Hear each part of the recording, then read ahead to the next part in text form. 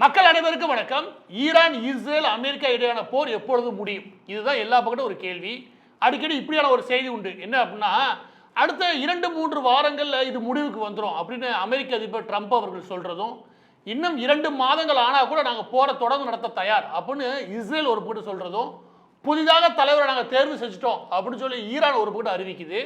இதுக்கிடையில எப்போதான இந்த போர் முடியும் அப்படின்ற நிலைமைக்கு உலக நாடுகள் முழுவதும் வந்திருக்கு. ஏன் அப்படின்னா, ஒரு பக்கம் பெட்ரோல் டீசல் விலை கூடுது, இன்னொரு பக்கம் சிலிண்டர் விலை கூடுது, இன்னொரு பக்கம் ஏகப்பட்ட சிக்கல்களை உருவாக்கியிருக்கு.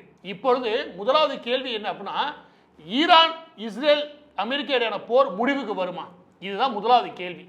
எனக்கு தெரிஞ்சு 2-3 வாரங்களில் அமெரிக்கா முடிச்சிடும் அப்படின்னு சொல்றது இல்லையா, அது மிகைப்படுத்தப்பட்ட விஷயம். முடிக்கிறதுக்கான வாய்ப்புகளே கிடையாது. சரி, எத்தனை நாளில் முடிக்கலாம்? அதை தான் இந்த வீடியோவில் பார்க்குறோம். முதலாவது ஈரானுடைய சைஸை நீங்கள் ஃபர்ஸ்ட் பார்த்துக்கணும். அது ஒன்றும் ரொம்ப சின்ன நாடுலாம் கிடையாது. நம்மளுடைய தென்னிந்தியா இருக்கு இல்லையா, அதில் ஆந்திராவையும் தமிழ்நாடை மட்டும் சேர்த்தாலே எவ்வளோ பெருசு வரும்? அவ்வளோ பெரிய நாடு ஈரான். வெறும் சின்ன நாடு கிடையாது, ரொம்ப பெரிய நாடு. முதலாவது. இரண்டாவது என்ன அப்படின்னா, இந்த நாட்டுடைய அமைப்பு இருக்கு இல்லையா, அது இந்த நாடு திரும்ப திரும்ப ஒரு விஷயம் சொல்லுது. இந்த நாடு முக்கியமாக ஈரானுடைய ராணுவம் என்ன சொல்லுது அப்படின்னா, தரைவழி தாக்குதல்கள் ஆரம்பிக்கும் போது எங்களுடைய முழு திறமையை காட்டுவோம். இது வரைக்கும் நடக்கிறது எல்லாம் ஃப்ளைட்டில் போய் பாம்பு போடுறாங்க, அவங்க மிசைல்ஸ் அனுப்புகிறாங்க, ஏவுகணைகள் அனுப்புகிறாங்க, இவ்வளோதான். இன்னும் தரையில் இறங்கவே இல்லைன்னு வச்சுக்கோங்க. நீங்கள் ஈரானை எதனால் அமெரிக்கா இவ்வளோ நாளாக தாக்கல் நடத்தலை, இத்தனை நாளாக தாக்கல் நடத்துக்கு தயக்கமாகுது அப்படின்னா, அது இருக்கக்கூடிய அமைப்பு. ஈரானை பொறுத்த வரைக்கும் இந்த பெர்சியன் கல்ஃப் இருக்கு இல்லையா, அதாவது கத்தார், பக்ரைன், அதுக்கப்புறம் யுஏஇ, இந்த நாடுகள்லாம் அமைஞ்சிருக்கு இல்லையா, அதுக்கு நடுவில் ஒரு கடல் பகுதி இருக்கு இல்லையா, அந்த கடல் பகுதி வழியாக நீங்கள் உள்ள நுழையன்னு நினச்சி வச்சுக்கோங்க. முதலாவது பிரச்சனையே இந்த ஜக்ரோஸ் மவுண்டன் இருக்கு இல்லையா, இவ்வளோ பெரிய தொடர்ச்சியான மலைகள். இந்த மலைகள் தொடர்ச்சியான மலைகள் மட்டும் கிடையாது, கடுமையான மலைகள். இந்த மலைகளுடைய பரப்பளவு நீளம் மட்டும் சுமார் 1700 கிலோமீட்டர். இந்த 1700 கிலோமீட்டரு மலைப்பகுதியை கடக்கிறது இல்லையா, நீங்கள் கூகுள் மேப்பை போடுங்க, இந்த பகுதியில் ஏதாவது ஒரு இடத்துல வச்சு நீங்கள் பாருங்கள், தொடர்ச்சியாக கண்ணு கேட்டின தூரம் வரைக்கும் மலை ஏறி ஏறி இறங்கும். எனவே இந்த பகுதி வழியாக, அதாவது கல்ஃப் ஓஷன் வழியாக இவங்களால உள்ளே போகவே முடியாது. சரி, ஒருவேளை நீங்கள் பாகிஸ்தான் ஆப்கானிஸ்தான் அந்த பார்டர் இருக்கு இல்லையா, அதன் வழியாக நுழையலாம்னா அந்த பக்கத்துமே கூட 2 மிகப்பெரிய பாலைவனங்கள் இருக்குது. அந்த பாலைவனங்களை கடந்து வர்றது இல்லையா, அது சாத்தியமே கிடையாது. நீங்களும் கூகுள் மேப்பில் போட்டு பார்த்தீங்கன்னா உங்களுக்கு தெரியும்.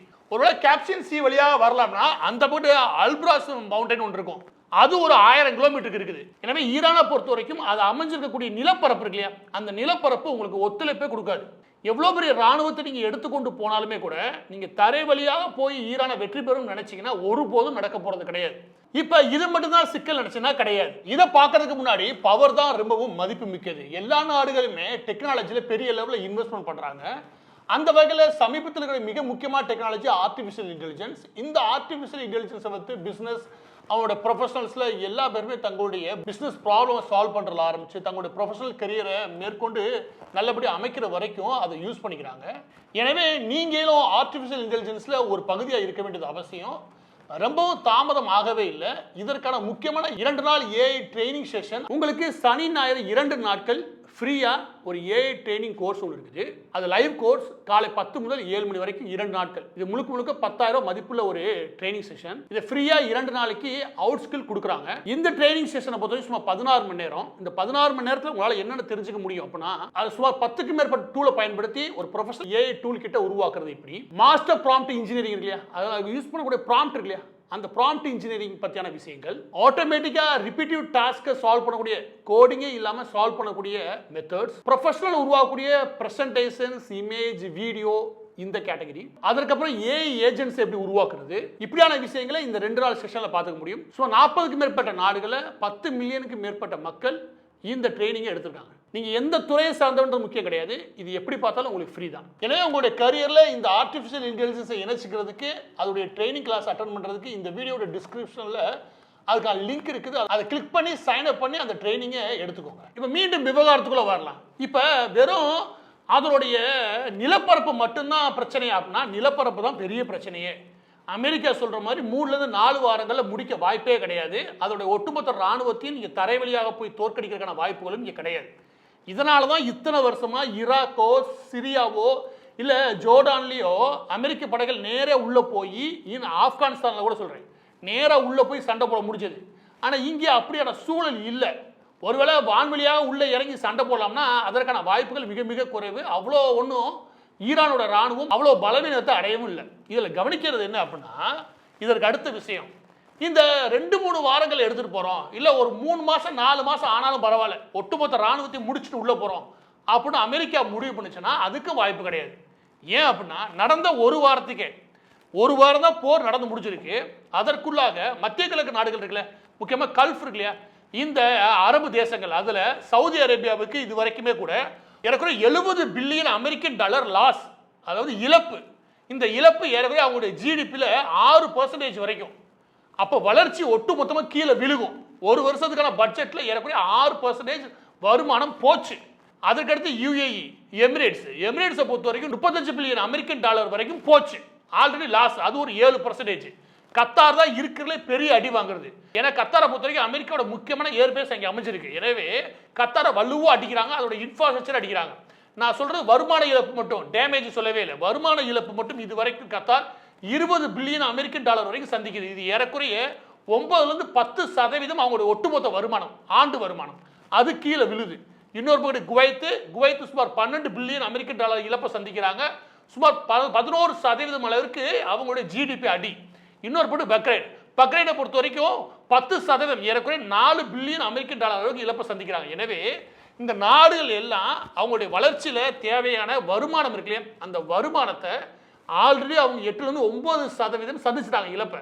இதற்கு மேல ஒரு வாரம் நீடிச்சு வச்சுக்கவே 20லிருந்து 25% அளவிற்கு அவங்க இழப்பை சந்திக்க ஆரம்பிப்பாங்க. இது ஒருவேளை போர் 3லிருந்து 4 மாசம் தொடர்ந்துச்சுன்னா, இதற்கு மேலும் இவங்க வருவாய் இழப்பை சந்திச்சாங்கன்னா, இவங்க ஃபைனான்சியல் கிரைசிஸ், ஒட்டுமொத்தமாக பொருளாதார குழப்பம் இருக்கு இல்லையா, அதை அடைவாங்க. யாரு? மத்திய கிழக்கு நாடுகள் ஃபுல்லா. இது எல்லாமே ஆல்ரெடி நடந்துருச்சு. போர் ஆரம்பிச்சு ஒரு வாரத்தில் இவ்வளவு பெருசு நடந்து போச்சுன்னு வச்சுக்கோங்க. மத்திய கிழக்கு நாடுகள் எதை நம்பி, சவுதி அரேபியா, யுஏஇ இதெல்லாம் சவுதி அரேபியாக்காவது நடத்துறான்னு வச்சுக்கோங்க. இது எதை நம்பி இவங்க உதவி பண்ணாலும் தெரியல. இப்போதைய நிலைமையில இந்த நாடுகள் எல்லாம் கையை பிசைச்சுக்கிட்டு, எப்படியாவது இதை ட்ரம்ப் அவர்கள் இதில் ஈரானும் தலையிட்டு எப்படியாவது பேசி இதில் ஒரு சுமூகமான முடிவுக்கு வாங்க, இதுக்கு மேலே எங்களால் தாங்க முடியாது அப்படியான மனநிலைக்கு அவங்க வந்துட்டாங்க. ஏன்னா இந்த நாடுகளை தாக்குதல் மூலமாக உண்மையான வழி என்னன்றதை ஈரான் உணர்த்துது. ஈரான் வெறும் அமெரிக்காவில் அடிக்கவே கிடையாது, இஸ்ரேல் அடிக்கவே இல்லை, இதுக்கு உதவுனாயில இவங்களை போட்டு தான் வகையாக சாத்திக்கிட்டு இருக்கு. எனவே இஸ்ரேல் எவ்வளோ அடிக்குதோ அவ்வளோ ஈக்குவலாக இவங்களே அடிக்கிறாங்க. அதனாலேயே இவங்க எல்லா பேருக்கும் பெரும் இழப்பை சந்திக்கிறாங்க. இவங்க கையை பிசைச்சுட்டு நிற்க வேண்டிய காலகட்டம். எனவே இவங்க இந்த போரை மேற்கொண்டு நடத்துறதுக்கு விரும்பவே இல்லை. தற்போதைய நிலைமையில இது எப்படியா சுமூகமான நிலைமையை நோக்கி நகரணும் அப்படின்றதுல இந்த நாடுகள் முனைப்பா இருக்குது. இன்னொரு பக்கத்து துபாயோடைய அதோட இழப்பு மட்டும் கிடையாது, இவங்களுடைய வளர்ச்சி எவ்வளவு பிரச்சனை வருது பாருங்க. துபாயில் இருக்கக்கூடிய ரியல் எஸ்டேட் இருக்கு இல்லையா, ரியல் எஸ்டேட் வளர்ச்சி, அதிலும் அங்கே ஒரு வீடு வாங்கி, ஒரு இடத்த வாங்கி, ஒரு அப்பார்ட்மெண்ட் வாங்கி நீ வாடகை விட்டாலே செம்ம காசுங்க அப்படின்னு சொல்லி ஏகப்பட்ட விளம்பரம் ஓடும். இது விளம்பரம் பண்ண ஃபுல்லாக பெரிய லெவலில் யார் அப்படின்னா, இந்தியாவிலேருந்து கண்ட மாதிரி கொள்ளையடிச்சிருவாள் அவன் தான் அங்கே போய் உட்காந்து இந்த மாதிரி அப்பார்ட்மெண்ட்ஸ்லாம் வாங்கி வாடகைக்கு விட்டேன்னு வச்சுக்கோங்க. இந்த ரியல் எஸ்டேட் இருக்குல்ல, கடந்த ஒரு வாரம் தான், போர் நடந்த ஒரு வாரம் தான் அந்த ப்ராப்பர்ட்டியோட வேல்யூ இருக்கு இல்லையா, எனக்கு வந்து 20% விழுந்திருக்கு. இன்னும் நீங்கள் 2 மாதம் நீங்கள் போற தொடர்ந்தீங்கன்னா இந்த ரியல் எஸ்டேட்டுக்குள்ள ஒட்டு மொத்தமாக கொலாப்ஸ் ஆயிடும். ஒட்டு மொத்தமாக கடுமையான வீழ்ச்சி சந்திக்கிற மட்டும் கிடையாது, பெரும் குழப்பத்தில் போய் நிற்கும். ஆல்ரெடி அங்கே 4 லட்சம் வீடுகள் இருக்குல்ல கட்டி முடிக்கிற நிலைமையில இருக்கு. ஏற்கனவே 10 லட்சம் வீடுகள் இருக்குல்ல அப்பார்ட்மெண்ட், அதை கட்டி முடிச்சு அடுத்த 2 வருஷத்துல வெளியே கொண்டு வரணும்னு நினைக்கிறாங்க. உலகம் முழுவதும் சர்வதேச சிட்டியா துபாயா மாத்திரம் சொல்லிட்டு நினைக்கும் போது இவ்வளவு பெரிய இழப்பை சந்திச்சு வச்சுக்கவே மேற்கொண்டு பெரும் குழப்பம். ஒரு போட்டு வருமான இழப்பு மட்டும் கிடையாது, ஆல்ரெடி நடந்துக்கிற இந்த ப்ராஜெக்ட் இருக்கு இல்லையா, அதுவும் ஒரு பெரிய தேக்க நிலைமைக்கு போகுது, வீழ்ச்சியை நோக்கி போகுது. இது இன்னொரு பக்கத்து அங்கே போட்டு வச்ச இன்வெஸ்ட்மெண்ட்ல அதெல்லாம் எடுத்துட்டு வெளியே கிளம்புறதுக்கு எல்லா பேரும் தயாராயிட்டாங்க. எனவே இது இன்னொரு பிரஷர். இது எல்லாம் அந்த நாடுகள் சந்திக்குதுன்னா அந்த நாடுகள் மட்டும் பிரச்சனை கிடையாது, நமக்கும் பிரச்சனை சேர்த்தே இருக்குது. குரூட் ஆயில் இருக்குல்ல, ஆயில் அதாவது கச்சா எண்ணெயோட விலை அது உச்சத்தை தொடுது. ஏறக்குறைய போன 3 நாட்களுக்கு முன்னாடி $110-120 தொட்டுருச்சு பேரல். எனவே இப்போ ஏறக்குறைய $90 நிற்குன்னு வச்சுக்கோங்க. இது பெட்ரோல் டீசல் விலை இருக்கு இல்லையா, அதில் விலையேற்றத்தை உருவாக்குறது மட்டும் கிடையாது, தட்டுப்பாடுகளை உருவாக்கும். இது மட்டும் கிடையாது, எல்பிஜி எல்என்ஜி இருக்கு இல்லையா, இந்த சிலிண்டரு இயற்கை எரிவாயு இதுலையும் உலகம் முழுவதும் தட்டுப்பாடுகள் உருவாகும். எனவே எனர்ஜி செக்டாரில் ஒரு பெரிய அடியை காத்திருக்கு. இதனாலையும் உங்களால் அடுத்த 1 மாதம் 2 மாதங்களுக்கு போற நீட்டிச்செல்லாம் கொண்டு போக முடியாது. இதுல மிக முக்கியமான முடிவை அமெரிக்காவில் எடுக்க முடியுமான்னு கேட்டீங்கன்னா கிடையாது. இதுதான் ஒரு சிக்கலை. அமெரிக்கா என்ன சொல்ற, மற்ற போர் மாதிரி தன்னால இந்த முடிவை எடுக்க முடியும் நம்புறாங்க கமினி அவர்கள் இறந்ததுக்கு அப்புறம். ஆனா இப்ப யார் அந்த ஈரானுடைய அந்த மிலிட்டரிக்கு தலைவன்றதை நமக்கு தெரியவே இல்லை. இருக்கக்கூடிய எல்லா தலைவர்களும் கொண்டாச்சு சரி. ஆனா ஈரானுடைய அந்த குறிப்பிட்ட ராணுவம் எப்படி இயங்குது? சமீபத்தில் 4 நாட்களுக்கு முன்னாடி அதோட முக்கியமான தலைவர் என்ன சொல்றாரு அப்படின்னா, அருகே இருக்கக்கூடிய அண்டை நாடுகள் மீது நாங்க ஏவுகணை விட்டது தப்பு, இனிமே அது நடக்காது அப்படின்னு சொல்லி ஏகப்பட்ட செய்தி எல்லா பக்கட்டும். நான் அப்ப சொன்னேன், இதையெல்லாம் மிலிட்டரி கேட்க போறதே கிடையாது. அடுத்த 1 மணி நேரத்தில் துபாயோட ஏர்போர்ட்ல தாக்குதல் நடத்துனாங்க. எனவே இங்க நடக்கிறது என்ன அப்படின்னா, மற்ற தலைவர்கள் சொல்றதெல்லாம் கேட்க போறது கிடையாது. இதோடைய ராணுவம் இருக்கு இல்லையா, இந்த ராணுவம் தான் இதை முடிவு பண்ண முடியும். எதை இந்த போரை எந்த நிலைமைக்கு கொண்டு போக முடியும்னு. ஏன்னா தரைவழியாக இவங்க வந்து இந்த ராணுவத்தை ஒட்டுமொத்தமாக சோழியை முடிக்க முடியாது. எனவே அது வரைக்கும் இந்த ராணுவம் உயிர் போட தான் இருக்கும். அப்படின்ற போது வேற யார் சொல்றது வேஸ்ட்டு. இந்த தாக்குதல்கள் தொடரதான் செய்யும். இது நிற்க போறது கிடையாது. அப்ப இது நிப்பாட்டுறதுக்கான வழிமுறைகள் யார் கையில் இருக்கு அப்படின்னா, ட்ரம்ப் கையில் கிடையாது. இது எல்லாமே மத்திய கிழக்கு நாடுகள் இருக்குல்ல, சவுதி அரேபியா, கத்தாரு, இவங்க இருக்காங்களே, இவங்கெல்லாம் கூடி பேசி ஈரானை ஒரு அமைதிப்படுத்தி அமெரிக்காவும் ஈரானும் உட்கார்ந்து பேசினால் ஒழிய இது முடிவுக்கு வருமே தவிர, இதை எளிமையாக அவ்வளோ எளிமையாக இஸ்ரேலும் அமெரிக்காவும் சேர்ந்து அடிச்சு நொறுக்கி முடிச்சிடலாம் அப்படின்னு நம்ம சொல்லி முடிக்க முடியாது. இதற்கெல்லாம் வெறும் எனர்ஜி செக்டார் மட்டும் கிடையாது, ஒவ்வொரு செக்டாரும் அடி ஆகும். டைரக்டாக அடி வாங்குறது டூரிசம் வச்சுக்கோங்க. டூரிசம் இங்கே துபாய்க்கு டூரிசம் ஏகப்பட்ட பேர் இருந்தான். அவன் எல்லாம் பேக்கேஜ் போட்டு தான் வச்சுக்கோங்க. மத்திய கிழக்கு நாடுகளுக்கு அவன் எல்லாம் காலி. எல்லா ஏர்லைன்ஸும் விலையை கூட்டிட்டாங்க. இதில் வெறும் கத்தாரு இல்லாட்டி எமிரேட்ஸோடைய ஃப்ளைட்டு இல்லை எத்தியாட்டு இவங்களுடைய ஃப்ளைட் மட்டும் தான் பிரச்சனை வரப்போகுது. ஃப்ளே துபாய் இவங்களுடைய ஏர்லைன்ஸ் மட்டும் தான் பிரச்சனை வரும் நினைச்சக்கூடாது. பிரிட்டிஷ், கனடா, அமெரிக்கா இவங்க எல்லாருடைய ஏர்லைன்ஸும் இயங்குறாங்க. இவங்க எல்லா பேரும் ஆல்ரெடி 40,000 ஃப்ளைட்டை கேன்சல் பண்ணியிருக்காங்க. ஸோ 30 பில்லியன் அமெரிக்கன் டாலர் அளவுக்கான இழப்பை இந்த இண்டஸ்ட்ரி மட்டும் சந்திச்சிருக்கு. எது ஏர்லைன்ஸ் இண்டஸ்ட்ரி மட்டும். அது வெறும் கல்ஃப் கண்ட்ரிக்கு மட்டும் கிடையாது, உலகம் முழுவதும் எல்லா ஏர்லைன்ஸும் பிரச்சனை சந்திக்கிறாங்க. எனவே இந்த செக்டாரும் அடி வாங்குது. எனவே இதெல்லாம் செயின் ரியாக்ஷன்.